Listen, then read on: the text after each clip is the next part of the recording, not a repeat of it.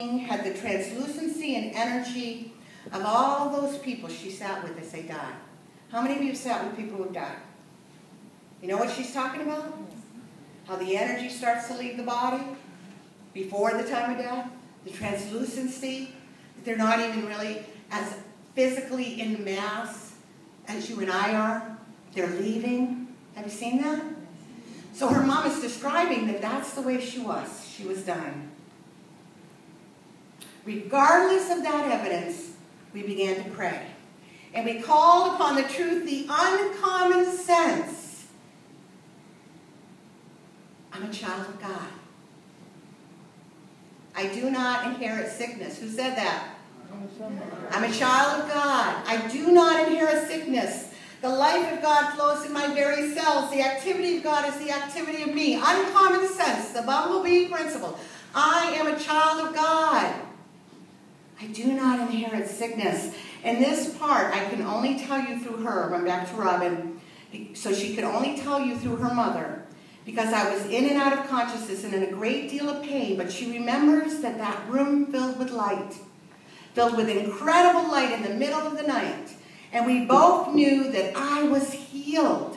We both knew it. So what did they do in that moment? What did they do? They believed. Are you getting it? Do you get it? We both knew that I was healed. We both knew it. The next morning the doctor came in and you can imagine. He was surprised to see me. I wasn't supposed to live through the night.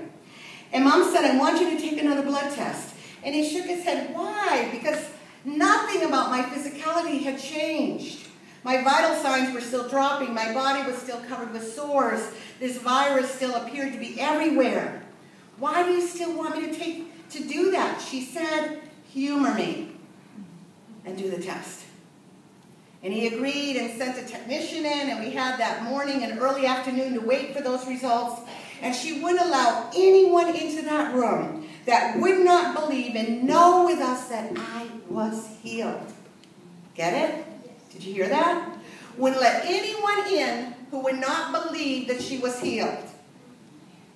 You know what an honor it is to be on this prayer team at this church? Because that's what we say. Do not look at the problem, see it right, hold the high watch. Don't focus on the problem, and if you can't do that, please don't come to pray. This is not about saying, oh God, God, God, heal me. This is about saying, I am healed and believing it. She would not allow anyone into the room that would not believe and know with us that I was healed. Talk about uncommon sense. And that afternoon when the doctor came back in, the best word I could use to describe his face is bewildered.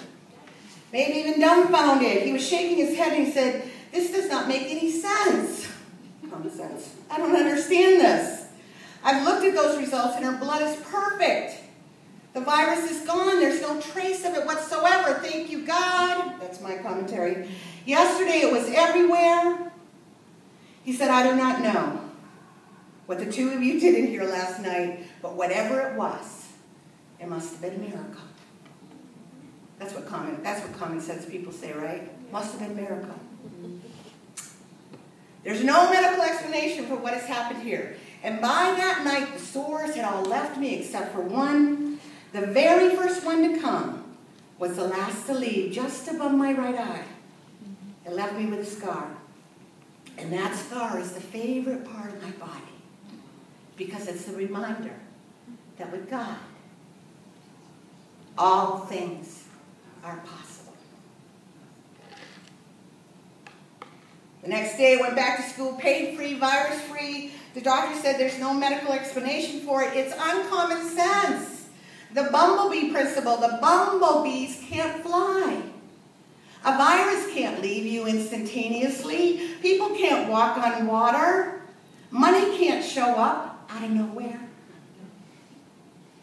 But in God's universe, it's possible.